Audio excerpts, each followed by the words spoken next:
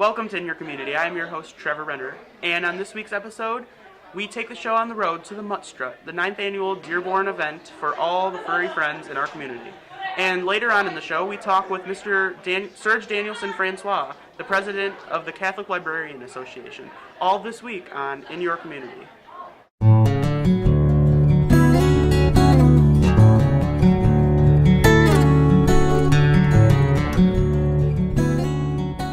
I'm Trevor Renner here at the 9th annual 2014 Dearborn Mutt Strut.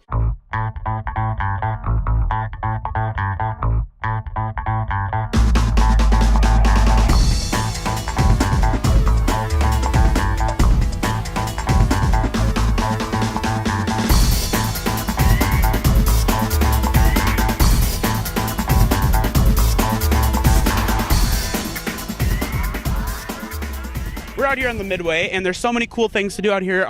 We have the market in Dearborn, the dry cleaning, Veg Michigan, plenty of pet stores for your pets, a pet photo booth down here, Camp Canine. All these great places are all in the Midway, and we're going to go down to the other end of the Midway for just a second. Costco's also here. We've got a lot of great places representing Dearborn businesses out here on the Midway. And down here we have more pet stores, more great things to do. A ton of dogs are out here. It's really a great event, and they have volunteering your pets. Dog jumping is over there. I know I got wet from that earlier. They have volunteer your pets. Several great things that you and your pet can get involved in. We're here with Cheryl Good, one of the vets that have been in Dearborn for 26 years, Dr. Good. Oh my gosh. What does an event like this mean to you in Dearborn, your hometown? Well, it's not my hometown. It's my hometown of my business, yes, for sure. But this is one of the best events because we get to involve the public, and it's not just for Dearborn. We have people that come from all over to celebrate our animals, to celebrate the dogs, and even the cats. We have our dogs strutting for the cats and all the animals that need homes. So this has just been one of the best events. All right, who's this guy we have down here?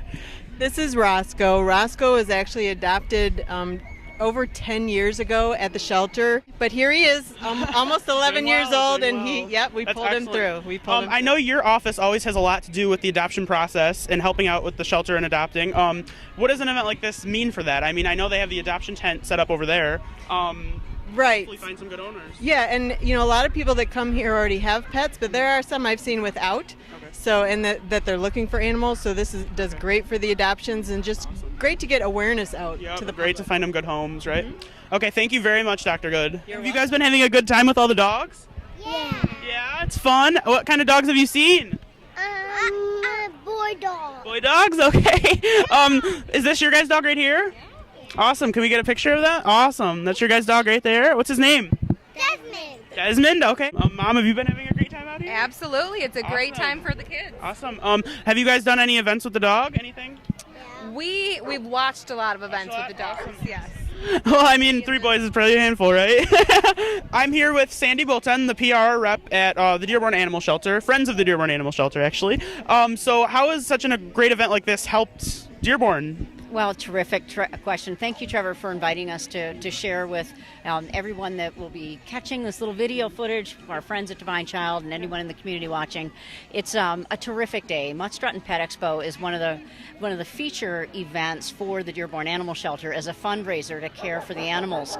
And for Dearborn, it's a terrific way to showcase all the things that are going on here in Dearborn. There's lots of community business members that are out here. There are civic groups out here, of course, and the City of Dearborn Parks and Rec Department helps us put this event on each year. And so there are many people, not only from Dearborn, there are several thousand people that will be here today throughout the whole day enjoying festivities. But it's a terrific way for people to see what a friendly place Dearborn is, and of course a terrific way to showcase our companion animals. All right, thank you so much. Once again, Sandy Bolton, the Director of PR at the Friends of the Dearborn Animal Shelter. I'm Trevor Renner here at the 9th Annual Mutt Strut, and we ran into Councilman Dave Bazzi. Yeah. So, Councilman Bazzi, who are your dogs you have here with you? Well, this is Roxy. Roxy was a rescue dog. She's 4.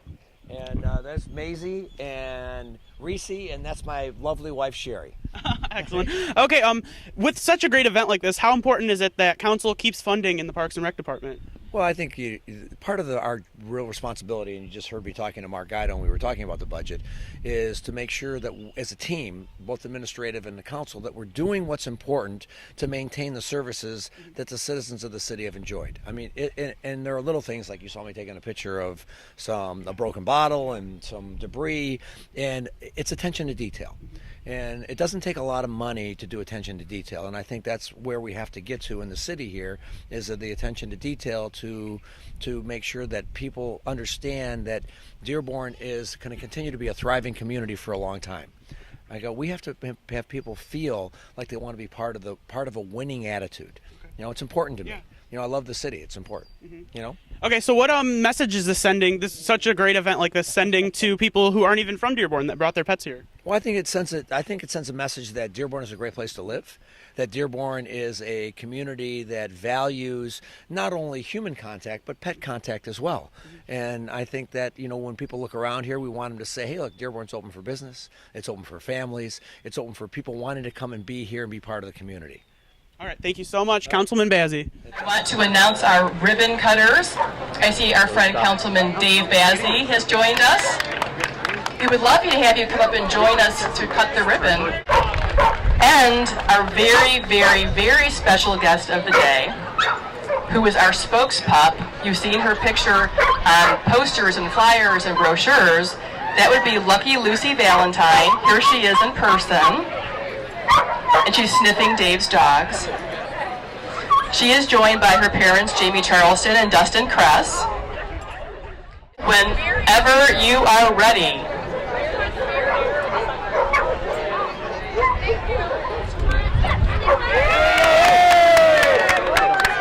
And let's have some music, Anna. Woohoo!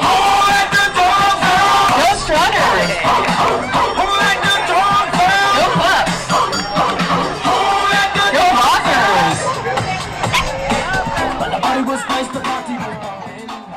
That pretty much wraps it up out here at the Dearborn Mutt Strut. And we had such a great time out at the Mutt Strut. Up next, we have our interview with Mr. Serge Danielson Francois, who's the president of the Michigan Association of Catholic Librarians and the head librarian at Divine Child High School. Up next on In Your Community. I'm here with Mr. DF, the librarian at Divine Child High School, and he's also president of the Michigan chapter of the Catholic Librarians. So, Mr. DF, why don't you go ahead and tell us about the organization that you're president of? So, a long time ago, a group of librarians got together and decided that they should be taking care of matters that relate to Catholic libraries.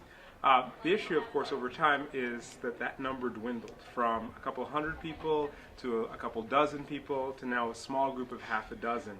And the real question that we have is, what role do librarians play in Catholic libraries today?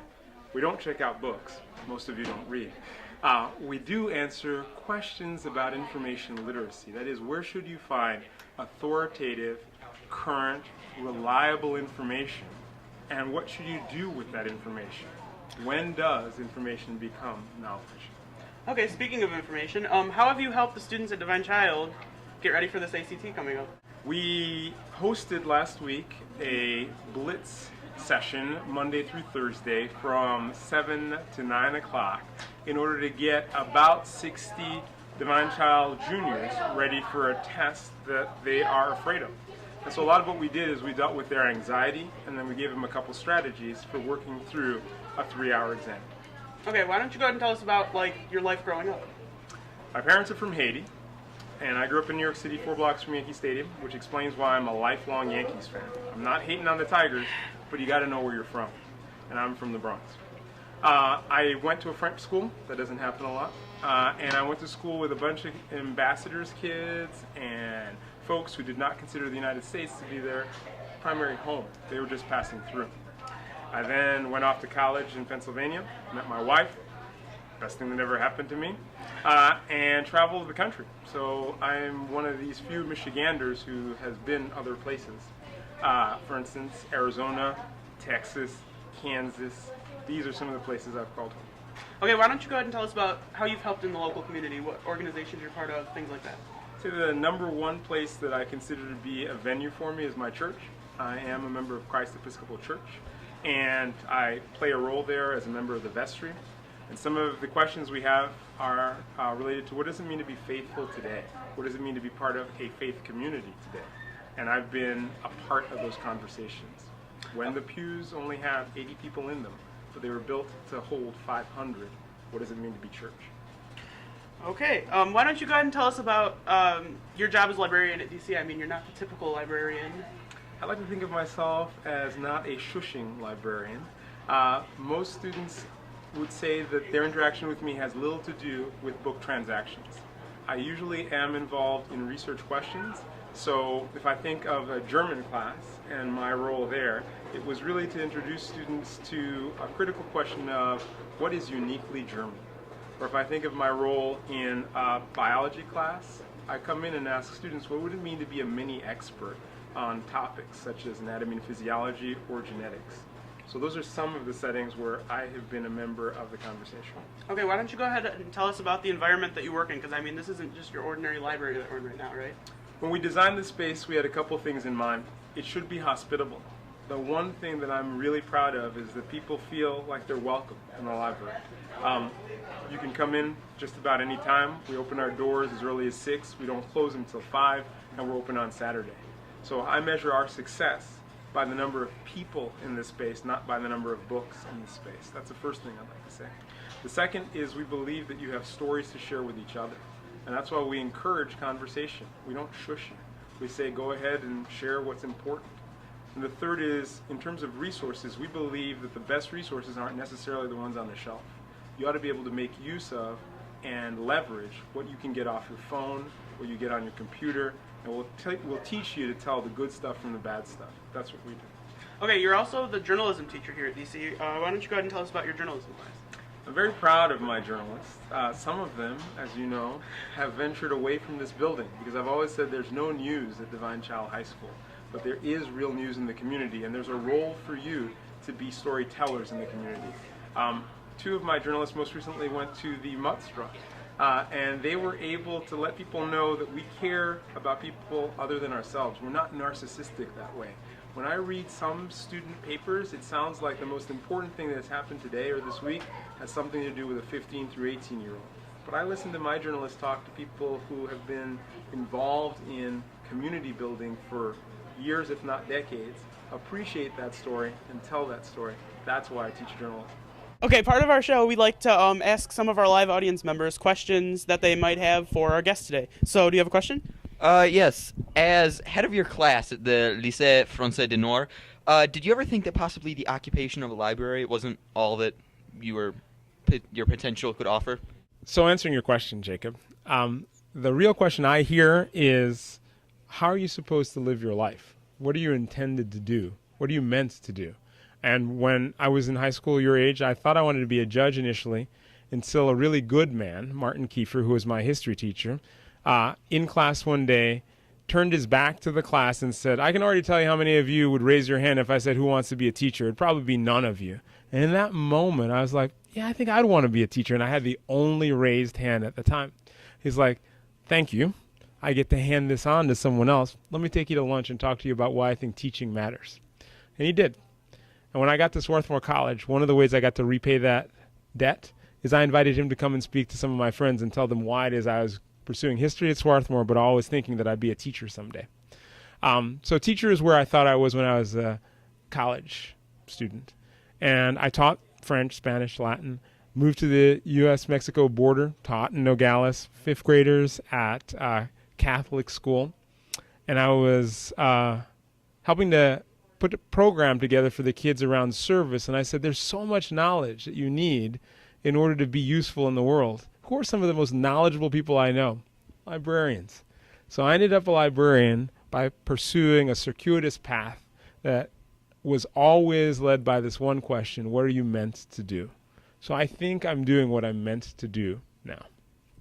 Thank you so much for watching this week's edition of In Your Community. I'm your host, Trevor Renner, and beside me right now is our editor, David Totten. Thank you so much for watching.